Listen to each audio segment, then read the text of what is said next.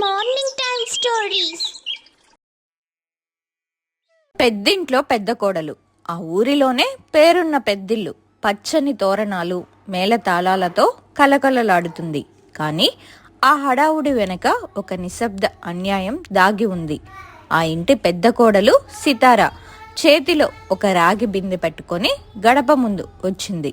ఆమె కళ్ళల్లో నీళ్లు లేవు, కానీ గుండె నిండా మంటుంది. తన భర్త శ్రీను రెండో పెళ్లి చేసుకుంటున్న వేళ తన సవితిగా అడుగు పెట్టబోతున్న ఆ కొత్త కోడలి ముందు నిలబడింది. చుట్టూ ఉన్న జనం నిశ్శబ్దమయ్యారు. అత్త శకుంతల, మామ రాఘవయ్య, భర్త శ్రీను అందరి చూపులు ఆమెపైనే ఉన్నాయి. సితార మెల్లగా బిందెలోని నీటిని ఆ కొత్త పెళ్లి కూతురు పోస్తూ గంభీరంగా మాట్లాడడం మొదలుపెట్టింది. కాశీ వెళ్ళాను, నీకోసం గంగా తీర్థం పట్టుకొచ్చాను. కొత్త జీవితం మొదలు పెడుతున్నావు కదా, పాత పాపాలు పీడకలల్లా వెంటాడకూడదని ఈ గంగతో నీ పాపాలను కడిగేస్తున్నాను. ఇప్పుడు నీ పాపాలు పోయాయి, హాయిగా కొత్త జీవితాన్ని మొదలు పెట్టుకో. ఆ మాటల్లోని పదునికి అక్కడ ఉన్న వారందరూ నిర్ఘాంతపోయారు. ఎవ్వరూ నోరు మెదపలేదు. శకుంతల, రాఘవయ్య తలదించుకున్నారు. కనీసం కళ్ళల్లోకి చూడలేక శ్రీను విగ్రహంలా నిలబడిపోయాడు. సితార నెమ్మదిగా తన భర్త వైపు తిరిగి ఒక చిన్న వెటకారపు నవ్వు నవ్వింది. చూడండి, ఎవరి కోసమైతే నన్ను వద్దనుకున్నారో, ఎవరి కోసమైతే నా తాళికి విలువ లేకుండా చేశారో, ఇప్పుడు ఆమె మీ జీవితంలోకి వస్తుంది కదా, ఇకనైనా సంతోషంగా ఉండండి. మీరు ఈ నరకంలో ఉండడానికి ఇష్టపడుండొచ్చు, కానీ నేను ఈ నరకం నుంచి బయటపడుతున్నందుకు చాలా సంతోషంగా ఉంది. శ్రీను వైపు నుంచి చూపు తిప్పుకొని సరాసరి మామగారైన రాఘవయ్య దగ్గరకు వెళ్ళింది. ఆ ఇంట్లో ఆమెని ఒక మనిషిలా చూసిన ఏకైక వ్యక్తి ఆయనే. ఆయన కళ్ళల్లో కన్నీళ్లు ధారగా కారుతున్నాయి. మావయ్య, నన్ను క్షమించండి. ఈ నరకం లాంటి ఇంట్లో నాకు తెలిసిన ఏకైక దైవం మీరు. కానీ మావయ్య, దేవుడు ఎప్పుడూ నరకంలో ఉండకూడదు. అందుకే ఆ దేవుణ్ణి స్వర్గానికి తీసుకువెళ్ళాలని అనుకుంటున్నాను. మీరు నాతో పాటు వచ్చేయండి మావయ్య. మిమ్మల్ని నా కన్న తండ్రి కంటే మిన్నగా చూసుకుంటాను. ఈ పాపపు పునాదుల మీద కట్టిన ఇంట్లో మనం ఉండొద్దు, వచ్చేయండి. రాఘవయ్య ఒక్క క్షణం కూడా ఆలోచించలేదు. తన కన్న కొడుకుని, భార్యని, ఆ కట్టుకున్న కోట లాంటి ఇంటిని వదిలేసి తన కోడలి చేయి పట్టుకుని బయటకు నడిచారు. ఆడంబరంగా జరుగుతున్న ఆ పెళ్లి వేడుక మధ్యలో ఆ ఇంటి లక్ష్మి, ఆ ఇంటి పెద్ద దిక్కు ఇద్దరూ కలిసి గేటు దాటి వెళ్ళిపోతుంటే ఆ ఇల్లు ఒక్కసారిగా కళ తప్పింది. వీధి చివర వరకు నడుచుకుంటూ వెళ్తున్న ఆ ఇద్దరి వెనక పెద్ద ప్రశ్న మిగిలిపోయింది. సితార అసలు ఎవరు? ఆ కొత్త కోడలి పాపాలు ఏంటి? సితార ఎందుకు అంతలా రగిలిపోతుంది అనేది త్వరలోనే తెలుసుకుందాం కదా. కొంచెం ముందుకు సాగిన తర్వాత మీకే అర్థమవుతుంది. ఆరావళి ఆస్తులను, ఆడంబరాలను వదిలేసి సితార, మామయ్య రాఘవయ్య ఇద్దరూ నడుచుకుంటూ రామపల్లి గ్రామానికి చేరుకున్నారు. అది సితార పుట్టిన ఊరు. ఊరి చివరన పాడుబడిన స్థితిలో ఉన్న తమ పాత ఇంటి తలుపులు తీసి దుమ్ము పట్టిన ఆ గదులను సితార శుభ్రం చేయడం మొదలుపెట్టింది. చేతికి తగిలిన ప్రతి వస్తువు ఆమె గతాన్ని గుర్తు చేస్తుంది. సరిగ్గా అదే సమయంలో సితార తండ్రి అయిన బ్రహ్మయ్య అక్కడికి వచ్చారు. కన్న కూతురు కట్టుబట్టలతో మామగారిని వెంట పెట్టుకొని అలా ఇల్లు తుడుస్తుంటే ఆయన గుండె తరుక్కుపోయింది. సితారా, ఏంటమ్మా ఇదంతా? ఆ ఇంట్లో మహాలక్ష్మిలో ఉండాల్సిన దానివి ఇలా కట్టుబట్టలతో ఈ పాడుబడిన ఇంటికి రావడం ఏంటి తల్లి? అసలేం జరిగింది? సితార చేతిలో ఉన్న చీపురును పక్కన పెట్టి చెమటను తుడుచుకుంటూ తండ్రి వైపు స్థిరంగా చూసింది. ఆమె కళ్ళల్లో బాధ ఉన్న ఆత్మవిశ్వాసం అంతకంటే ఎక్కువగా ఉంది. కొత్త జీవితాన్ని మొదలు పెడుతున్నానన్నా, భర్త వదిలేశాడని కుమిలిపోతూ కూర్చుంటే ఎంతో మంది ఆడవాళ్ల జీవితాలు ఆ నాలుగు గోడల మధ్యే సమాధి అయిపోతాయి. కానీ నేనలా ఆగిపోవడానికి సిద్ధంగా లేను. ఎదురు తిరిగి నా కాళ్ల మీద నేను నిలబడాలని వచ్చాను నాన్న. కానీ లోకం ఊరుకోదమ్మా, నిన్ను రకరకాలుగా మాట్లాడుతుంది. నాకు తెలుసు నాన్న, ఈ సమాజం నాలాంటి వాళ్ళని ఏమంటుందో ప్రత్యేకంగా చెప్పక్కర్లేదు. మొగుడు వదిలేసింది, బరి తెగించింది అని ముద్రలు వేస్తారు. కానీ అసలు నిజమేంటో వాళ్ళకి తెలియదు కదా. ఎవరు ఎవరిని వదిలేశారు, ఎందుకు వదిలేశారు అనే నిజం తెలిస్తే ఈ సమాజమే తలదించుకుంటుంది అని మాట్లాడుతూ ఉండగానే సితార గొంతు మూగపోయింది. ఆపుకుందామనుకున్న కన్నీళ్లు ధారగా కారుతుంటే తండ్రి బ్రహ్మయ్య కూడా తన కూతుర్ని చూసి వెక్కి వెక్కి ఏడ్చారు. అప్పటి వరకు మౌనంగా ఉన్న రాఘవయ్య గారు భారంగా అడుగులు వేస్తూ బ్రహ్మయ్య దగ్గరికి వచ్చారు. బావగారు, నన్ను క్షమించండి. నా కొడుకు చేసిన తప్పుకి నేను అడ్డుపడలేకపోయాను. నా కోడలికి జరిగిన అన్యాయాన్ని చూస్తుంటే భరించలేకపోయి ఇక్కడికి రావాల్సింది తప్ప నాకు మరో దారి కనిపించలేదు. మీ కూతుర్ని అనాథను చేయలేక నేనే తోడుగా వచ్చేశాను. రాఘవయ్య మాటలకు బ్రహ్మయ్య, మీరు తప్పు చేయలేదు బావగారు. ఈ కాలంలో కోడలి కోసం కన్న కొడుకుని ఆస్తిని వదులుకొని రావడం అంటే మీరు దేవుడే అని అర్థం. సితార ఒక్కతే కాదు, మీరు కూడా మా కుటుంబంలో మనిషే. రండి రండి, అందరం కలిసి ఈ ఇంటిని మళ్ళీ ఇలా మారుద్దాం. ముగ్గురు కలిసి ఆ పాత ఇంటిని శుభ్రం చేయడం మొదలుపెట్టారు. ఇల్లంతా శుభ్రమయ్యాక ఆ గదిలో ఒక విధమైన నిశ్శబ్దం ఆవహించింది. బ్రహ్మయ్య భార్య లక్ష్మి గిన్నెలతో లోపలికొచ్చింది. ఎవ్వరితోనూ మాట్లాడకుండానే ముగ్గురికి వడ్డించింది. అందరూ భోజనం ముగించాక లక్ష్మి కళ్ళల్లో నీళ్లతో సితార వైపు చూసింది. సితారా, నువ్వు ఏ పంతంతో ఇక్కడికి వచ్చావో, ఏం సాధించాలని అనుకుంటున్నావో నాకు అర్థం కావడం లేదు తల్లి. కానీ నువ్వు ఏదో ఒకరోజు గొప్పగా నిలబడతావని మాత్రం నా మనసు చెబుతుంది. ఆ రోజు కోసం నేను ఎదురు చూస్తూ ఉంటాను. బాధగా అక్కడి నుంచి వెళ్ళిపోయిన తల్లిని చూసి సితార నిట్టూర్చింది. తండ్రి బ్రహ్మయ్య కూడా మౌనంగానే బయటకి వెళ్ళిపోయారు. ఆ రాత్రి గడిచిపోయింది. మరుసటి రోజు ఉదయం సితార తన మావయ్య దగ్గరికి వచ్చి నెమ్మదిగా చెప్పింది.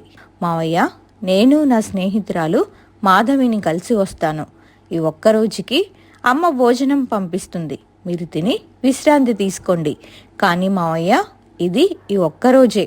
రేపటి నుంచి మన సొంత డబ్బులతోనే మనం తిండి తింటాం. ఎవరి మీద ఆధారపడను. సితార నేరుగా తన చిన్ననాటి స్నేహితురాలు మాధవి దగ్గరకు వెళ్ళింది. సితారని చూడగానే మాధవి మొహం వెలిగిపోయింది. అబ్బా సితార, ఎంతకాలమైంది నిన్ను చూసి. అసలు చెప్పా పెట్టకుండా వచ్చేసావేంటి? అత్తగారింట్లో అందరూ బాగున్నారా? సితార నవ్వడానికి ప్రయత్నిస్తూ, బాగున్నారు మాధవి, నువ్వెలా ఉన్నావు? మాధవి ఉత్సాహంగా, నీకో విషయం చెప్పనా సితారా? ఇప్పుడు నా పేరు మాధవి కాదు, మైనా. మా ఆయనకి మాధవి అనే పేరు నచ్చలేదంట. అందుకే మైనా అని పేరు మార్చేశారు. ఊళ్ళో వాళ్ళంతా ఇప్పుడు నన్ను మైనా అనే పిలుస్తున్నారు. కానీ నీకు మాత్రం నేను ఎప్పటికీ నీ పాత మాధవినే. మైనా అంత సంతోషంగా చెబుతుంటే సితార ఆపుకోలేకపోయింది. ఆమె కళ్ళల్లో నుంచి కన్నీళ్లు ధారగా కారడం మొదలయ్యింది. అది చూసి మైనా కంగారు పడిపోయింది. మైనా, సితార, ఏమైంది? ఎందుకు ఏడుస్తున్నావు? నేను ఏదైనా తప్పుగా అన్నానా? ఎందుకు అంతలా కుమిలిపోతున్నావు? వెక్కి వెక్కి ఏడుస్తూ, మైనా, మా ఆయనకు నిన్నే రెండో పెళ్లి జరిగింది. నేను ఆ ఊరు ఆ ఇల్లు వదిలేసి మావయ్యను తీసుకొని ఇక్కడికి వచ్చేశాను. ఆ మాట వినగానే మైనా గుండె ఆగినంత పనయింది. నమ్మలేనట్టుగా సితార వైపు చూస్తూ ఉండిపోయింది. ఏం మాట్లాడుతున్నావే? శ్రీను గారు అంత పని చేశారా?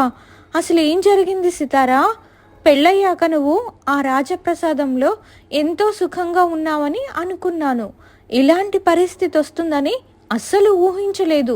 ఆ కోట లాంటి ఇంట్లో ఏడాది కాలం పాటు నేను నరకం అనుభవించాను మైనా. ఆ నరకం నుంచి ఇప్పుడే బయటపడి ప్రాణాలతో ఇక్కడికొచ్చాను. నా జీవితం పచ్చగా ఉందనుకున్నావు కదా, కానీ ఆ పచ్చదనం వెనుక ఎన్ని మంటలున్నాయో నీకు చెబితేనే అర్థమవుతుంది. అసలు ఏం జరిగిందో చెప్పు సితారా. ఆ ఇంట్లో ఏం జరిగింది? సితార కన్నీళ్లు తుడుచుకొని శూన్యంలోకి చూస్తూ తన గతాన్ని, ఆ పెద్దింట్లో జరిగిన అన్యాయాలని ఒక్కొక్కటిగా గుర్తు చేసుకోవడం మొదలుపెట్టింది. ఆమె కళ్ళ ముందు ఫ్లాష్ బ్యాక్ కదలడం ప్రారంభమైంది. ఆరావల్లిలోని ఆ రాజప్రసాదం లాంటి పెద్దిల్లు సితార పెళ్ళై అడుగుపెట్టిన రెండో రోజు. కొత్త పెళ్లి కూతురుగా తన గదిలో ఎన్నో ఆశలతో కూర్చొనుంది. అప్పుడే మామగారు రాఘవయ్య నెమ్మదిగా గదిలోకొచ్చారు. ఆయన ముఖంలో సంతోషం కంటే ఒక రకమైన ఆందోళన ఎక్కువగా కనిపిస్తుంది. సితారని చూడగానే, అమ్మ సితారా, ఈ కుటుంబం గురించి, వీళ్ళ మనస్తత్వాల గురించి తెలిసి కూడా నువ్వు మా శ్రీనుని ప్రేమించి పెళ్లి చేసుకున్నావా తల్లి? ఆ మాట వినగానే సితార గుండె ఒక్కసారిగా ఆగినంత పనయింది. ఎంతో ఇష్టపడి పెళ్లి చేసుకున్న భర్త గురించి మామగారు అలా అడుగుతుంటే ఆమె ఆశ్చర్యపోయింది. అదేంటి మావయ్య గారు అలా అడుగుతున్నారు? నేను శ్రీను గారిని మనస్ఫూర్తిగా ఇష్టపడ్డాను. మా ఇద్దరి మధ్య ఉన్న ప్రేమను చూసే కదా పెద్దలు ఈ పెళ్లి చేశారు. ప్రేమించాడా? వాడు నిన్ను ప్రేమించింది నిజమేనమ్మా. కానీ నిన్ను కాదు, నీ వెనక ఉన్న ఆస్తిని, నీ అంతస్తుని. వాడి అసలు రూపమేంటో నీకు తెలీదు. ఒక్కసారి వంటగది వైపు వెళ్ళి చూడు. అక్కడ మీ అత్తయ్య శకుంతల పని మనిషి శాంతమ్మతో ఏం మాట్లాడుకుంటుందో నీకే అర్థమవుతుంది. ఆ తర్వాత ఇక్కడికి రా. నీకోసం నేను ఇక్కడ ఎదురు చూస్తూ ఉంటాను. మామగారి మాటలు సితార మెదడులో తూటాల్లా పేలాయి. కంగారుగా ఏమవుతుందో అన్న భయంతో వంటగది వైపు అడుగులు వేసింది. కిటికీ చాటున నిలబడి లోపల జరుగుతున్న సంభాషణను వినడం మొదలుపెట్టింది. అక్కడ అత్త శకుంతల పని మనిషి శాంతమ్మతో కలిసి పెళ్లిసారే సామాన్లను లెక్కబెడుతుంది. శాంతమ్మ, వాళ్ళు పెళ్లిసారా అని ఏవేవో పంపించారు కదా, ఒక్కొక్కటి జాగ్రత్తగా లెక్కపెట్టు. ఒక్కటి తక్కువైనా సరే వెంటనే నాకు చెప్పు. వాళ్ళ పరువు తీయడానికి నేను సిద్ధంగా ఉన్నాను. 11 రకాల పిండి వంటలు, 11 రకాల పట్టు చీరలు, గంపెడు గంపలు ఇస్తామన్నారు. అన్నీ ఉన్నాయో లేదో చూడు. అలాగే ఆ రైక ముక్కలు, 11 రకాల పండ్ల జాతులు పంపించారా? ఇవన్నీ సరిగ్గా వస్తేనే ఈ సితార ఇక్కడ కాపురం చేస్తుంది. లేదంటే దీని కాపురం తీయడానికి నాకు ఒక్క నిమిషం పట్టదు. ఆ మాటలు వింటున్న సితారకు కాళ్ళు వణకడం మొదలయ్యాయి. తనను ఒక కోడలిగా కాకుండా కేవలం ఆస్తిపాస్తులకు తీసుకొచ్చే ఒక వస్తువులా చూస్తున్నారని అర్థమై ఆమె కళ్ళల్లో నీళ్లు తిరిగాయి. ఆ ఆవేదనతోనే వెనక్కి వచ్చి మామగారి ముందు నిలబడింది.